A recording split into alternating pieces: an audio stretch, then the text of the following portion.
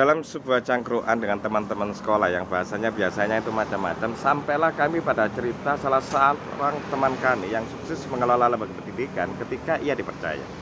Kemudian salah satu teman kami nyeletuk, saya kemarin juga ditawari untuk mengelola lembaga pendidikan oleh teman, tapi saya tolak. Penolakan ini rupanya itu ditanggapi oleh sebagian kami sebagai sebuah kesalahan gitu loh, karena telah melewatkan kesempatan, melewatkan peluang, padahal ia butuh sekian peluang untuk dapat sukses gitu, karena ia belum sukses gitu ya. Sebenarnya temanku itu sudah bercerita mengapa ia menolak kesempatan tersebut, tapi sebagian teman kami tetap ngotot bahwa itu salah, karena peluang itu seringkali tidak datang dua kali gitu. Ini membuat saya berpikir, apa iya hanya karena kita melewatkan sebuah peluang, kita pasti salah? Sebenarnya peluang itu kan banyak ya.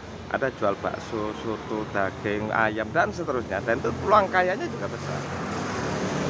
Yang kita itu sering lupa, kondisi orang itu kan beda-beda, tidak sama. Ada yang terkendala permodalan, baik karena nggak punya modal ataupun utangnya banyak. Jadi memang nggak ada uang. Ada yang terkendala resiko yang terlalu besar, karena sebagian orang resikonya itu kecil karena ada saudara dan seterusnya. Tapi ada yang memang nggak punya channel siapapun sehingga resikonya terlalu besar. Dan soal hubungan kerja dengan teman, ada orang yang trauma ketika bekerja dengan teman karena sangat riskan dan seterusnya. Kita nggak tahu itu, kondisi itu gitu loh. Maka buat saya, ketika kita berbincang bareng-bareng, selagi itu hanya sebuah masukan, tentu nggak masalah ya, pertimbangan nggak masalah. Tapi kalau sudah memvonis itu pasti salah, itu problem besar buat saya. Maka buat saya, kengototan beberapa teman untuk menganggap itu pasti salah, itu saya jadi bingung. Itu berangkatnya dari apa?